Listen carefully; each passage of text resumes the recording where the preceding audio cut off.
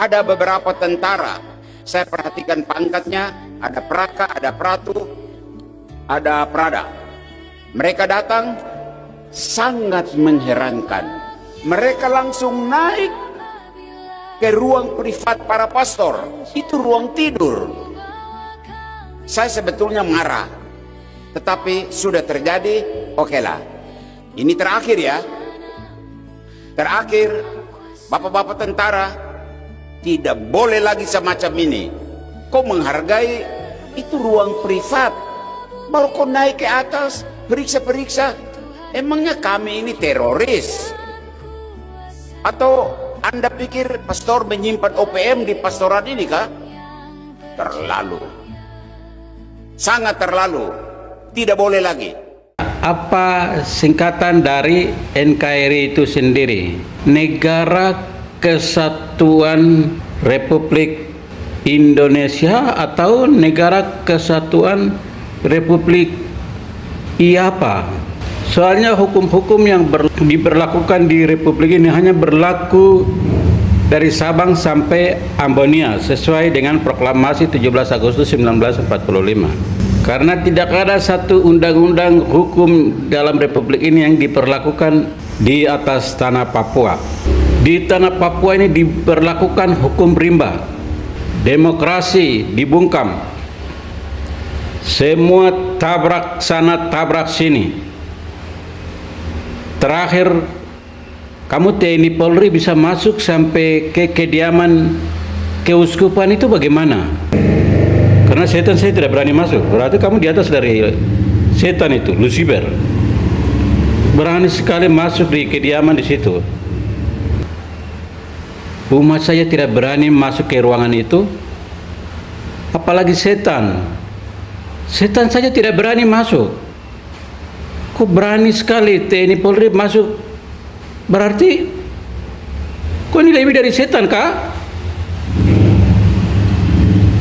Jadi tidak salah kalau saya mengatakan bahwa ini negara Lucifer, tempat yang sakral, tempat berdoa hamba-hamba Tuhan itu untuk umat Tuhan ini.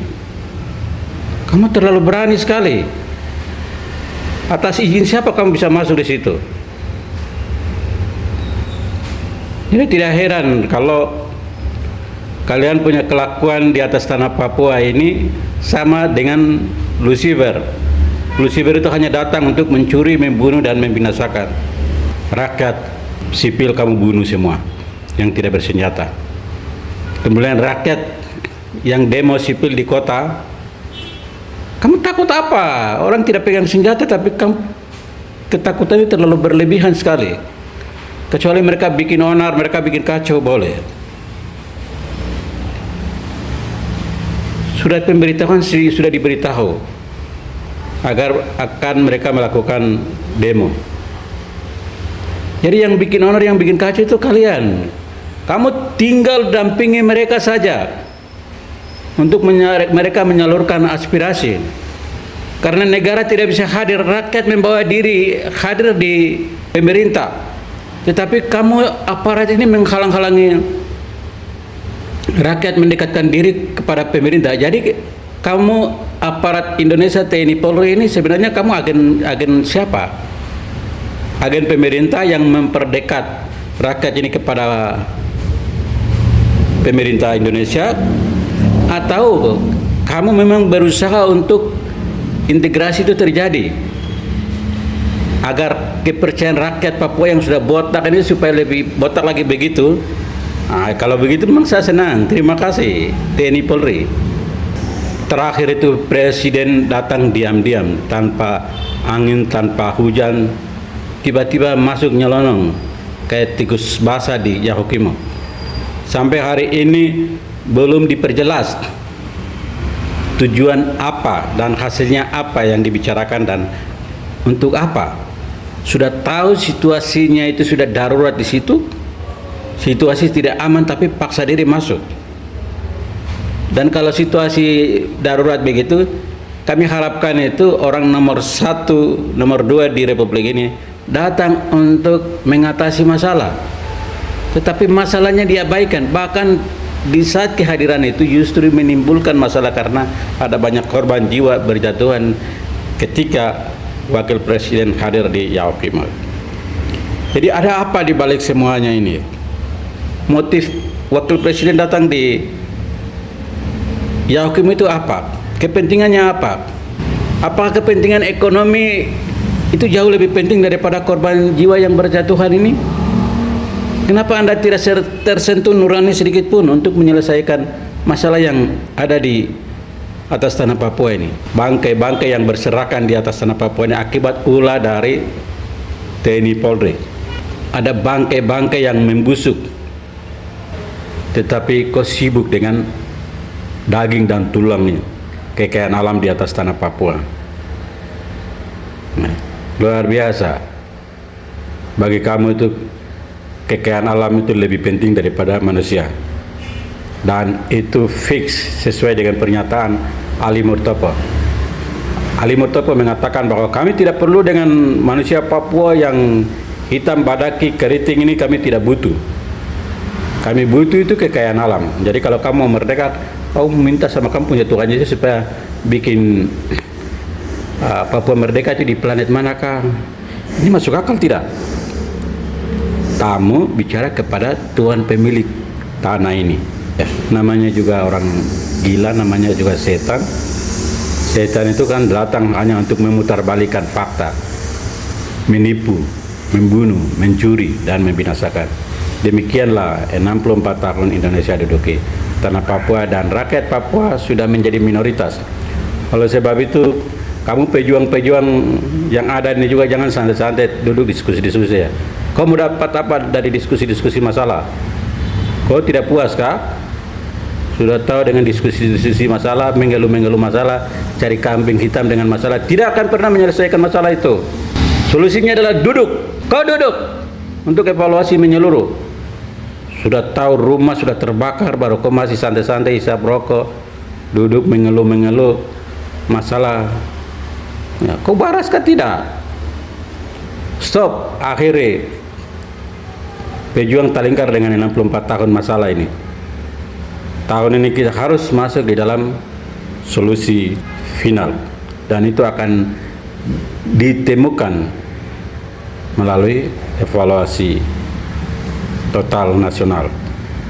Oleh sebab itu, seluruh stakeholder yang ada yang menghendaki agar solusi lahir, mari rapatkan barisan, lakukan apa yang Anda bisa lakukan agar agenda evaluasi nasional ini bisa terselenggara. Yang bisa berdoa, berdoa. Yang bisa berkontribusi apapun, ya, silakan ambil bagian. Jadilah duta solusi, jangan pernah menjadi duta masalah. Karena rakyat Papua ini sudah capek dengan masalah. 64 tahun ya. Ditambah lagi dengan capek nonton gerak-gerik pejuang Papua merdeka, hanya duduk diskusi masalah, diskusi hidup hanya cari kambing hitam, siapa yang salah, siapa yang benar, tanpa memadamkan rumah Papua yang apinya sudah terbakar, sudah mulai sedikit lagi sudah mulai habis ini. Dari saat ini perlu tindakan cepat, tindakan kilat untuk padamkan api yang membakar rumah Papua ini, agar kita masih bisa selamatkan sisa-sisa dari isi rumah ini, rumah Papua ini. Karena kalau terlambat sedikit, api tidak akan tunggu kamu siap atau tidak siap. Api dia akan bergerak terus melahap. Kamu pejuang-pejuang punya gerakan mati, terus semua orang-orang yang ada dalam orang Papua yang otak mati, karena otaknya hanya penuh dengan kotoran kayak otak udang.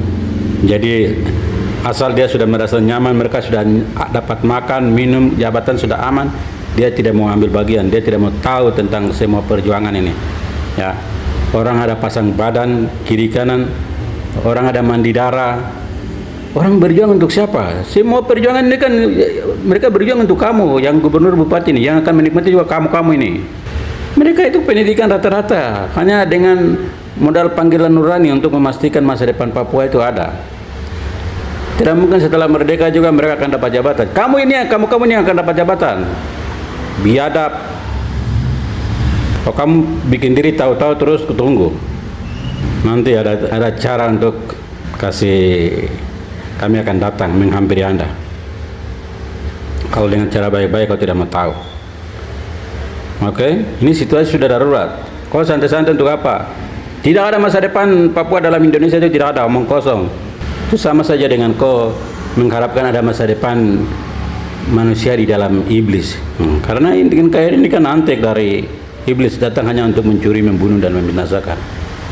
Nah, sudah tahu kamu masih percaya iblis. Iblis di dunia manapun itu, ya, dia mau pakai topeng malaikat sekalipun, ya iblis selamanya iblis. Begitu, otak itu main, biadab. Terlalu santai sekali, rumah Papua ini sudah terbakar baru. Kamu apa situ? Bikin emosi saja, bangsat. Segera konsolidasi diri. Pejuang-pejuang yang merasa diri paling benar, mana? Kau punya paling benar itu. Yang menurut kau paling benar itu tidak mempengaruhi apapun. Merah putih masih berkibar sini. Stop. Tepuk dada, kau punya yang paling benar. Tidak ada yang benar sini. Selama yang benar itu tidak membekukan kekuasaan ilegal. Nah, solusi adalah duduk, evaluasi. Di situ baru akan menemukan solusi. Terima kasih. Video ini teruskan ke seluruh orang Papua, terutama pejabat-pejabat yang otak udang ini. Hari-hari mereka hanya pikir makan minum saja, keamanan mereka saja, tapi tidak berpikir dengan bagaimana tentang penderitaan rakyat ini. Nah, dia punya keluarga tersentuh, baru air mata buaya keluar di situ. Kami tidak butuh dengan kamu air mata buaya itu. Lakukan sesuatu untuk mau memastikan rumah Papua yang terbakar ini kita bisa padamkan dan bisa selamatkan sisi rumah Papua ini. Begitu, pikir itu otak jalan. Jangan pikir itu tai terus. Otak itu jangan taruh di bawah perut terus. Ya. Kau makan sampai model bagaimanapun juga tetap barang-barang itu akan kembali ke tanah. Nama baik, sesuatu yang baik kau buat untuk negeri ini, itu yang akan dikenang selamanya, akan tercatat selamanya. Ya, saya harus bicara keras karena situasi sudah darurat, tetapi kita punya elit-elit ini dong santai-santai. Ya, bahkan rumah Papua yang terbakar ini dong pakai api itu untuk bakar dong punya roti, otsus, jabatan dan lain sebagainya untuk mereka menikmati. Kemudian pejuang ini duduk hanya untuk mengeluh dan diskusi. Jadi stop, berhenti semua.